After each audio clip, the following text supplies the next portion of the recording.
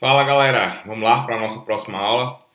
Bom, na aula 3 aí, né, é uma aula um pouco mais teórica, um pouco mais subjetiva, mas eu acho importante, certo? Dando continuidade aí ao roteiro, nessa videoaula eu falo um pouco sobre conhecimento científico e o senso comum, né? Eu acho que essa videoaula é mais uma reflexão do que é o método científico, do que, para que significa, né, esse método científico e por que a gente tem que ter uma noção básica do conhecimento científico. Então, eu trago para vocês aí uma noção de senso comum, né, e uma noção de senso científico. E a linguagem do senso comum e a linguagem do senso científico, além do conhecimento científico, certo? Então, qual a diferença básica entre senso comum e conhecimento científico, né?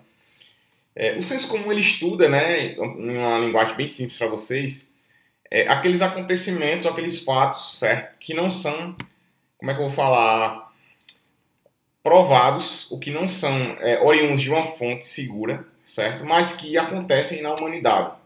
Enfim, a gente pode pegar aí alguns exemplos que algumas pessoas têm de falar, por exemplo, ditados, de falar jargões, né?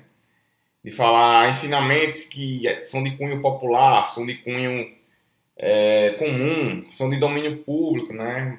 Sei lá, você pega uma evidência que é uma evidência, um acontecimento que você não encontra uma fonte que prove que caso aconteça uma evidência pode se desencadear naquele fenômeno, naquele fato, né? Mas algumas pessoas sabem, né, ou têm uma noção, ou já ouviram falar que a partir de uma situação pode acontecer outra, né? Vou dar um exemplo aqui bem simples, né? Algumas pessoas, vocês podem até achar engraçado, mas quem é do interior sabe o que eu estou falando. Algumas pessoas dizem que quando os animais ficam deitados, sei lá, no chão ou embaixo de uma cama, é sinal que alguma coisa ruim vai acontecer, né? Aí estou dando só um exemplo. Algumas pessoas dizem que alguns tipos de insetos começam a sobrevoar, né? Tipo borboleta, besouro, enfim. Próximo de plantas é sinal que vai chegar chuva, né? Então a pergunta é, como é que essas pessoas provaram, né, ou evidenciaram que uma evidência causa efeito em um fenômeno, né? Então são conhecimentos, são pensamentos, né, são aprendizados que são das pessoas, né, da comunidade, do senso comum, né? Diferente de um conhecimento científico, que é aquele que você tem que usar no seu TCC, que você tem que provar todo o processo, certo? Já entrando um pouquinho no método científico, vou falar dele mais para frente, né? Mas desde a questão da observação, da hipotetização, da construção do método para você testar a hipótese, né? E da análise do resultado. Então você estrutura toda uma sistemática, né? Todo um processo que vai ser linear e contínuo, né? Para que você tenha começo, meio e fim da pesquisa e você prove, certo? A partir de mecanismos, de técnicas, né? De análise, que o que você está afirmando de fato acontece, dadas as circunstâncias que você citou, e não dadas as circunstâncias que são ditas populares, né? Então, tem um brainstorming que eu rodo na aula, que eu acho que seria interessante até para vocês refletirem um pouco do que eu estou falando acerca dessa diferença aí, certo? Tem outro vídeo também que eu recomendo, né? Que eu recomendo, tá nesse link aí, vocês podem parar o vídeo agora, pausar, certo? E digitar esse link, que discute mais ou menos nessa visão do que a gente está falando, né? O conhecimento seja popular, o conhecimento seja vulgar, o conhecimento de senso comum, certo? Existem outros tipos de conhecimentos que Marconi e Lakatos eles citam no livro deles, que vocês podem procurar aí, né? Como, por exemplo, o conhecimento religioso, o conhecimento abstrato, né? O conhecimento não científico, que engloba uma gama de outras formas de entender e conhecer determinados fenômenos da natureza, né? E por aí vai, certo? Então, essas são as diferenças básicas que a gente acaba de citar entre ambos. Então, o que é que a gente deve utilizar no TCC? No TCC você utiliza não o senso comum, mas você deve utilizar o senso científico, certo? Porque o que as pessoas dizem, o que as pessoas fazem, dadas as circunstâncias que não existem métodos empíricos, que são aqueles que você prova e com a contraprova, né? Você hipotetiza, você anula ou não aquela hipótese, né? Então eles não são considerados válidos para sistemas de ensino superior, certo? Então, em tese, o senso comum, né, ele é superficial e ele é sensitivo, né? Então, porque vem muito do cunho próprio, do cunho pessoal. Cada pessoa ela tem uma visão de mundo, ela tem um recorte de mundo, né? E esses estados, seja de ânimo, seja de experiência, seja de emoções, eles não expressam, certo? Evidências científicas, eles não expressam bases científicas de comprovação, porque eles são totalmente abstratos. Diferente, por exemplo, um método científico que você cataloga, registra, testa, discute, enfim, certo? E analisa evidências que os fatos eles corroboram para que elas existam. Então, a subjetividade também do senso comum, a sistemática, então não há uma organização para que você verifique, que você avalie, certo? Eles podem, na verdade, nem ser criticados ou analisados, né?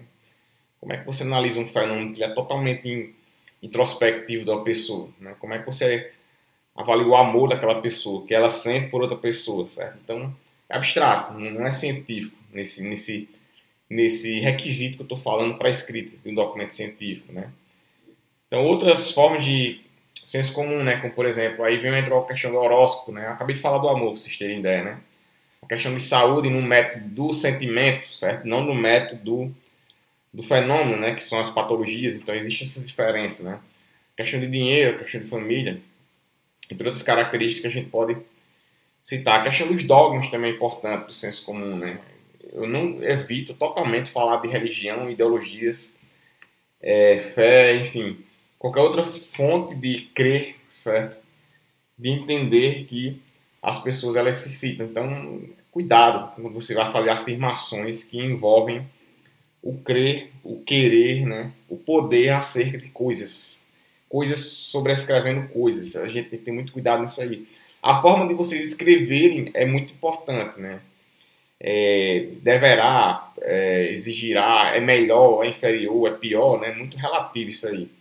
O conhecimento científico, ele entra nessa vertente aí, certo? Ele apresenta oportunidades ou vertentes ou correntes dos quais você se utiliza, você se aporta para tentar tornar o abstrato execuível, mensurável, né? Discutível dentro das, digamos assim, das restrições pelos quais a literatura ela aporta. A literatura e os resultados provenientes de literatura, né? Então, o conhecimento científico ele é interativo e incremental. A gente pode usar mais ou menos essa discussão. Por que ele é interativo? Porque você parte de um pressuposto, de uma literatura que já existe, e a partir dela você se aporta ou para desenvolver a sua, uma nova, certo? Ou para retestar aquela que já existe, né? A partir de um processo de refutação. Então, a literatura, imagine que seja um grão de areia, certo? Um artigo, um documento, uma tese, um journal, ele é um grão de areia dentro de um mar. E que aquele grão de areia ele vai sendo estendido, certo? Ele vai sendo atualizado de maneira não mensurável. A gente não consegue medir essa dimensão de evolução ou retração do conhecimento, certo? E ele é útil para vários aspectos, porque seja para a questão do ser humano, certo? Numa forma de você verificar os fenômenos, seja para promover, né, o reconhecimento desses fenômenos ou até do próprio método científico. Eu até recomendo vocês darem uma estudada, darem uma refletida nisso que eu estou falando aqui nessa videoaula, né? E o conhecimento, dentro da medida do possível, certo? Ele é preditivo, ou ele é, como eu vou falar, ele pode ser até predito. Por quê? Porque você investiga coisas que estão acontecendo, certo? E quando elas estão acontecendo, elas podem acontecer, você se baseia no que já aconteceu. Então, tudo quando é tão novo, tudo quando é novo demais, né? A gente está passando por uma situação que, por exemplo, nunca aconteceu. Aí, então, ali você vai começar a pegar ou reunir evidências de coisas que são relacionadas e construir uma nova teoria, né? Então, essa construção ela vai alimentar uma teoria que já existe. Então, tem um quadro aí que eu trago que é importante, que ele é lá de Lacazette e Marconi, que é a questão da diferença do conhecimento científico para o conhecimento popular. Essa aula que eu falo a vocês aqui, ela é importante para dar uma noção de como vocês começam a escrever, entendeu? A gente diferenciar o que é factível do que não é factível, do que é contingente, do que é reflexivo, do que é sistemático, do que é assistemático, certo? Do que é verificável, do que não é verificável. Então é importante a gente ter essa noção geral para o conhecimento científico. Como é que eu valido ele, né? Como é que eu valido coisas que são abstratas, né? Que eu me baseio em evidências que também são abstratas e de um fenômeno que também é abstrato. É aí que entra o método científico, né? Você saber qual método, a gente vai ter uma aula sobre diferentes tipos de métodos científicos. Qual método eu utilizo para o meu TCC, para que a partir dele eu consiga validar com certeza a minha proposta para a resolução do meu problema. Então, cada método ele vai variar de acordo com o tipo de conhecimento que você adota, de acordo com a classificação e com a qualificação da tua pesquisa, né? Então fica aí a dica para vocês, né, continuarem nessa sequência de videoaulas e que vocês façam uma reflexão agora no final desse vídeo acerca de como eu devo escrever, né, de que forma eu tento interpretar a literatura e como é que eu tento escrever, tornando o que eu vou escrever, o que eu vou falar, mensurável, né, medível, tangível, no sentido de que possa, de fato, o que eu falar, o que eu vou tentar provar, de fato acontecer, não ser algo que seja totalmente subjetivo e relativo, até implícito para as pessoas. Beleza, galera? Então é isso aí e até a próxima.